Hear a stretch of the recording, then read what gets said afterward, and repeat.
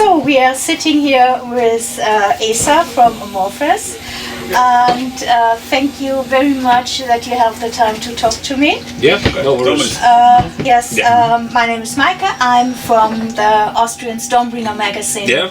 Okay, so the first question, are you satisfied with Borderland so far? And how are the reactions from the press and the fans? The reactions have been really good. I guess mostly all the reviews we've gotten, we've read has been really positive and really good. I'm really happy how the Borderland album turned out. It was great to work with Jacob Hansen. First album with him, and yeah, it was really good experience. But it's always when you release the album, then you start the tour, you need a little time when you can actually say where Borderland is standing amongst the other AMORPHIS albums. So, but yeah, we are really happy with the result and with the feedback. Okay, you changed to Jacob Hansen. Why did you change, or what did change then in the sound and production for you with him? We decided to change because we did 3 great albums with Jes Bogren, and with him it was great to work with him. But AMORPHIS is a band that always tries to search at least something new, and we thought that okay, we've done 3 albums with Jens, so probably it would be a good time to start to search another producer or somebody who can find something else from us. And I actually spoke with Jens, because we are good friends, like how you feel if we try another producer, and he was very encouraging, and he told that of course if you guys feel like you have to try. And yeah, that's how it happened. I heard a lot of good things about Jacob from Michael Paulsen from Volbeat, and he really encouraged us to try Jacob, as he's a really nice person and a great producer. So I think that was kind of one of the reasons why we ended up with Jacob. Plus, I really do like, and we all do like, the stuff what he has done. It's a lot of it. It's not like every album is made within the same formula. I think it's like versus-wise. He's been producing DAD, which is a Danish rock band. Amaranth, Swedish. I know. Female-fronted metal band. Volbeat. Elise is the singer. Yeah. From Amaranth. Yeah, but what I mean is that, there's a lot of variety in between the albums what he has produced, and that was for us it was really important, because our music is also a little bit like a soup between every possible influences. So, and it was good relationship. Yeah, I think what he really nailed was everything in the mix, and he really made everything to sound a little bit more fresh. And I guess the Borderland it's a bit more straightforward, more melodic album than, for example, Halo, what we did with Yes. So, comparing Halo and Borderland, this is a question I have. You said in another interview that in a lot of points you like Borderland more than Halo. So in the end, are you not so satisfied with Halo anymore, or? No, I don't know where I've said it that straight. They are totally 2 different kind of albums. I do like Halo a lot. I like every album we did with Jens. To be honest, I think the best album we managed to do best with Jens was probably Under the Red Cloud, which is my favorite AMORPHIS album. Queen of Time was great. On Halo, Jens turned the boat more into more proggy and a little bit brutal direction. So I don't think it's fair to compare Halo and Borderland that much, because I think they are very different kind of an albums. But I love both. Me too. And you also said that Borderland, you find your final amorphous style. So this is what sounds most like amorphous. I don't believe I've said that. Okay. Because we are, it's. I think amorphous sound is never like a final amorphous sound. Yes. I think this is perfect for what we stand today and how we are, and it really represents like the ambition, what we want to bring out with our music today. But who knows with the next album? Because it's always been with Amorphis that we like to try different things and like to develop at least a little bit our music further. So, but yeah, at the moment I feel that this is probably the best we do, and it really shows what we are in 2025. Yeah, well, I think the same because I see parts sound from the beginning and all over the years, so it has a little bit of everything. Like if you have 10 cakes and you put the best piece and put it together, so but everything is different, but you like everything, right. And because we released, like, this is the 15th studio album, so it's I understand that people like to compare the albums in between, but it's really difficult. Like we always done the best we can do, and always done albums that represent the time at a certain era. Like, for example, the people still ask questions about Tales from a Thousand Lakes era and era from the first album, which I totally get it, but that's like 32 years ago when we did those albums. The times were really different then, and everything was different back then.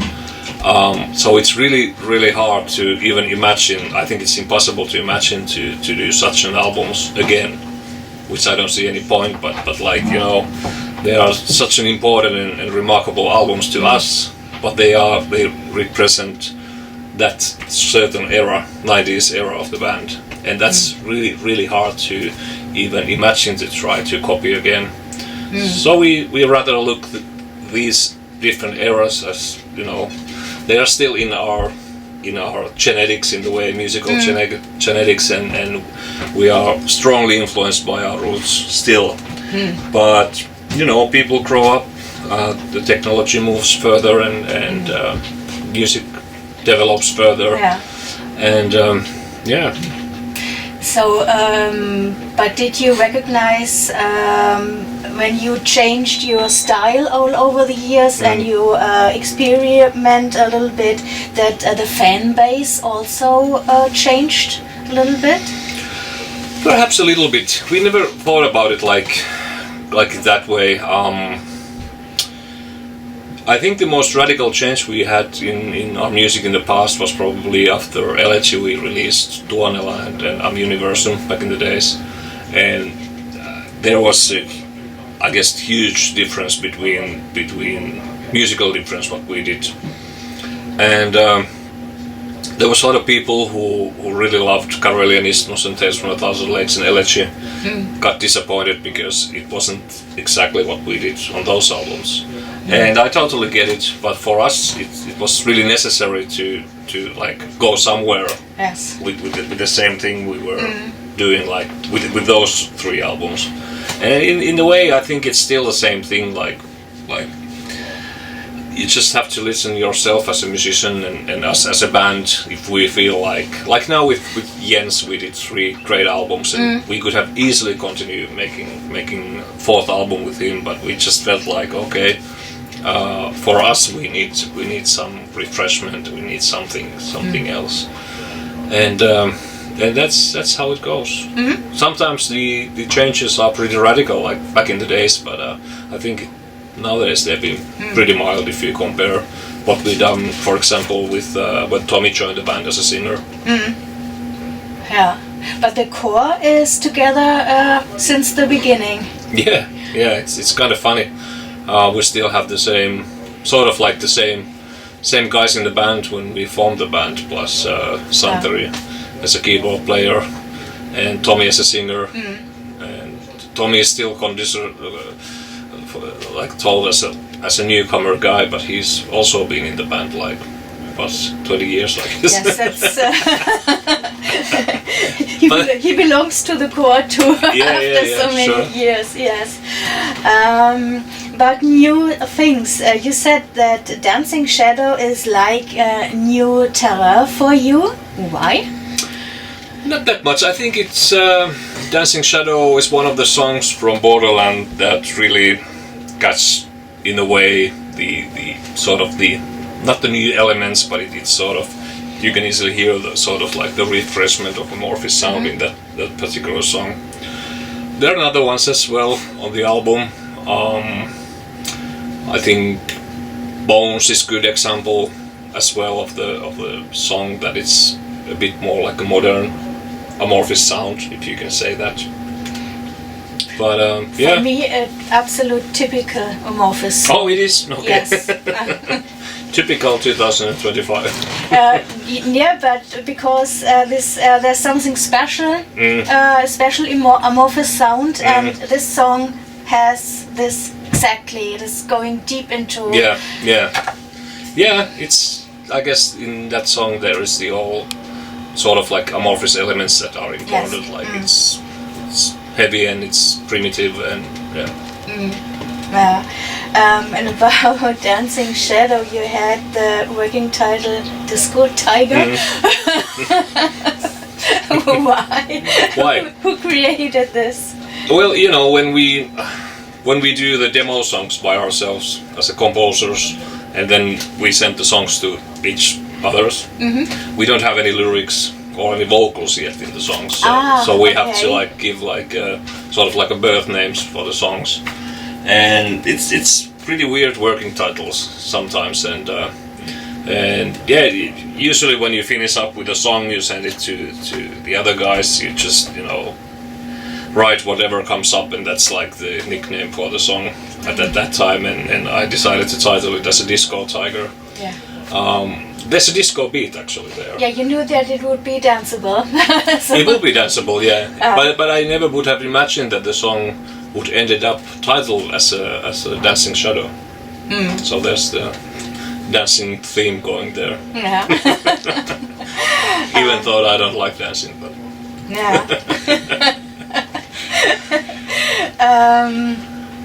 Another thing, after so many years, so many albums, when you play live, how did you make your set list? How do you choose which songs you play, or how often do you change? And because there are so many fans, there are fans like us, like everything. Some fans like more this, some more this. So it is you like to play the new songs and the most popular songs. So I think it is after so many albums very hard. And yeah, it becomes harder and harder. But we pretty much know what songs people like.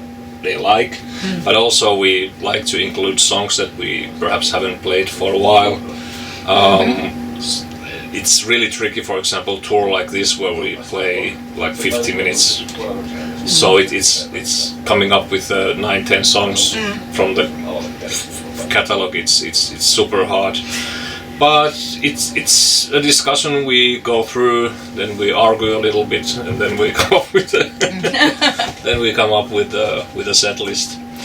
But for this tour, for example, it's pretty obvious that, you know, we take couple songs from Borderland, then couple sort of like hit songs that you know that people expect and they like, and yeah, that's how it comes up. With the like headlining shows, we try to bring up some like little things, think more about the dynamic of the set list. But because of hit songs, I saw you don't play Drowned Maid. Not on this tour, no. I'm very sad, and you don't play Mermaid. These are my two favorite songs.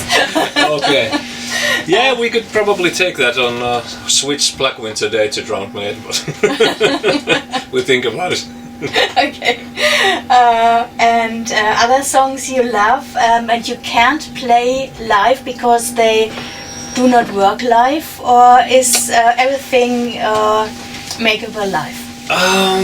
Mostly everything. There are really a couple of songs that we've tried in the past, but they never really like turned out that well to play on live.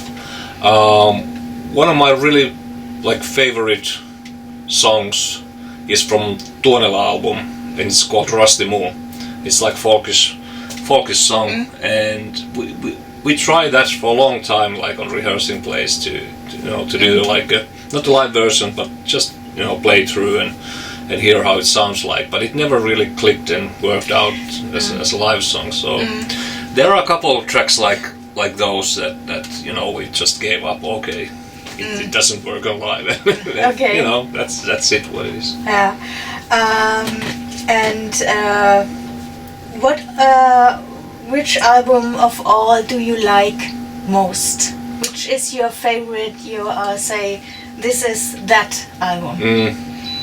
It's really hard, but I have to say it's Under the Red Cloud, the first album we did with Jens Fulker. That something really clicked there well, and the most successful album probably is Queen of Time, what we did with Jens, which was after Under the Red Cloud, with the songs like Be and Wrong Direction, the songs that people really do love. But there's something in what we did with Under the Red Cloud with Jens that I really do like. There's it's pretty heavy and melodic, and it's all the good elements that I do like in AMORPHIS. Of course, back in the days, you have to check the early era, and it would be, I would be fool if I wouldn't say that Tales from a Thousand Lakes was super important album for us, because that like opened all the doors for us to as a band to tour abroad.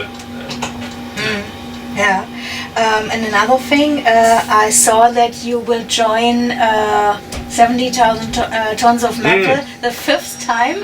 Is that right?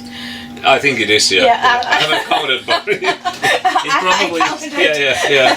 So do you seem to like this, really? Yeah, of course. It's like almost like a holiday, and still it's you go to work there, but it's it's every band usually they play 2 sets, and it's so weird, but it works. I know that a lot of artists or some artists don't like it because you're amongst fans there all the time, but for us it's okay, and it's always like a good feeling there. Among the other band members and with the fans, and it's it's great fun. And I like to talk with people, and so it doesn't bother me if I meet somebody in the boat and they want to talk or share a few words. I think it's just great. Yeah, I will be there too the first time. Okay. I'm very excited. Yeah, it's great. I think usually almost all bands love that cruise, because it's just a great fun. It's like a big meeting with other bands, Yeah, that's nice. Yeah, and this tour now, what cities and countries are you looking most forward? Oh God. I'm really looking forward, actually, sounds weird, but I'm looking forward for the show in Helsinki, because we have a chance to visit home during this tour. Okay. I understand. Wash the clothes and all that. But yeah, I'm really looking forward. As well as we haven't played for a while in Germany area, so this is like I really do like every show we do in here. So I haven't figured out that much, but I think we go day by day, and I'm sure we check the dates, and almost every city is like, okay, this is fine, this is great. There's no place that I wouldn't like to go, and other, because you said Helsinki, is it different how the people see you in Finland than in the rest of the world? Not that much, but probably a little bit, because we are doing really well in Finland, and we have our own tour starting in Finland after this tour. So it's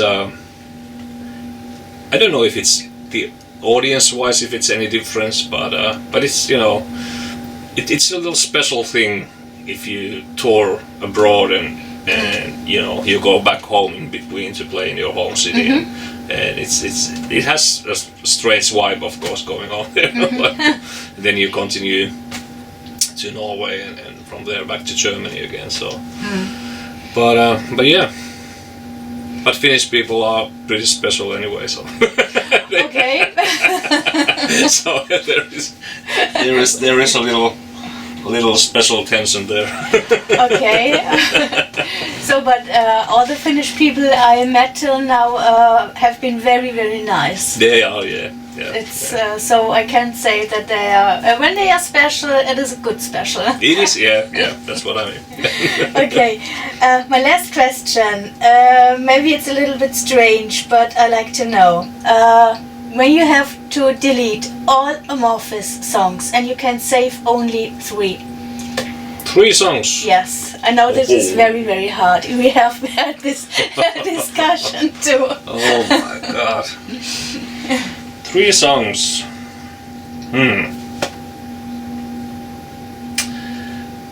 Probably My Kantele from Elegy, The Bee from Queen of Time.